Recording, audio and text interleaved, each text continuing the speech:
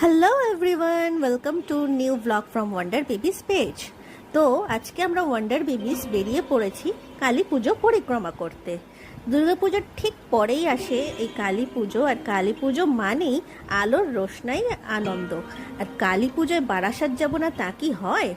তাই এদিন সন্ধে নামতেই আমরা বেরিয়ে পড়লাম প্যান্ডেল হপিংয়ে। চারদিক ঝলমলে আলোয় ভরে উঠেছে। দেখুন কিরকম নাচানাচি করতে করতে, সবাই আনন্দ করতে করতে ঠাকুর দেখছে। তো আমরাও হাঁটি হাঁটি পা পা করে এগিয়ে চললাম। চারদিক ঝলমলে আলোয় ভরে উঠেছে, নীল লাল সোনালি রঙের আলোতে পুরো শহরটা যেন এক সাজানো রূপকথার মতো লাগছিল।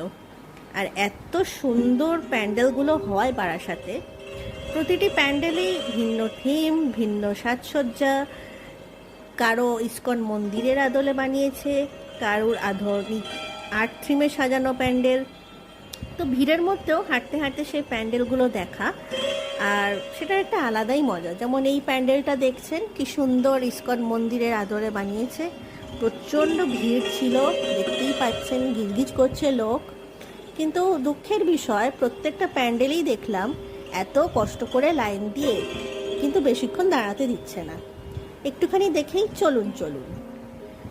তো চারিদিকে এরকম সুন্দর সাজসজ্জা, এই প্যান্ডেলটাও খুবই সুন্দর সাজিয়েছিল। তো আমরা একটু ঘুরে ঘুরে প্যান্ডেল হপিং করে একটু ফটো সেশন, একটু ভিডিও করলাম, যাতে আপনারাও দেখতে পারেন কি সুন্দর প্যান্ডেল হয় বারাসাতে। তো বারাসাতে কালী পুজোয় আসাটা একটা মাস্ট, কারণ এত সুন্দর সুন্দর প্যান্ডেল হয় ওখানে। অন্যান্য জায়গাতেও হয়, বাট বারাসাত একটা আলাদাই মাত্রা এনে দেয় প্যান্ডেলগুলো। তো এইভাবে কখন ঘন্টার পর ঘন্টা ঘুরে ঘুরে আমরা কখন যে সময় চলে গেল বুঝতেও পারলাম না। কি সুন্দর একটা ডেকোরেশন করেছে এই প্যান্ডেলটায়, তো দেখে মনটা খুব জুড়িয়ে গেল। এত সুন্দর সাজসজ্জা ছিল, তা দেখতেই পাচ্ছেন। আর মায়ের প্রতিমা দর্শন করে মনটা ভরে গেল। এত সুন্দর লাগছিল, মায়ের ওখানে তাকিয়েই অনেকক্ষণ সময় কেটে যায়।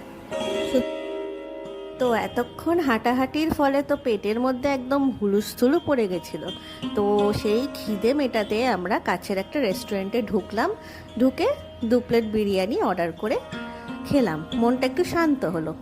তারপর বাড়ি ফিরলাম। বাড়ি ফিরে একটু প্রদীপের থালা হাতে একটু পোজ দিলাম, খুব সুন্দর সুন্দর ফটোও তুললাম প্রদীপ নিয়ে, রঙ্গোলিও দিয়েছিলাম। তো বেশ সুন্দর লাগছিল দেখতে। তারপর খুব সামান্য আতশবাজি জ্বালিয়েছিলাম। তো এইভাবেই কালী পুজোর রাতটা কেটে গেল আলো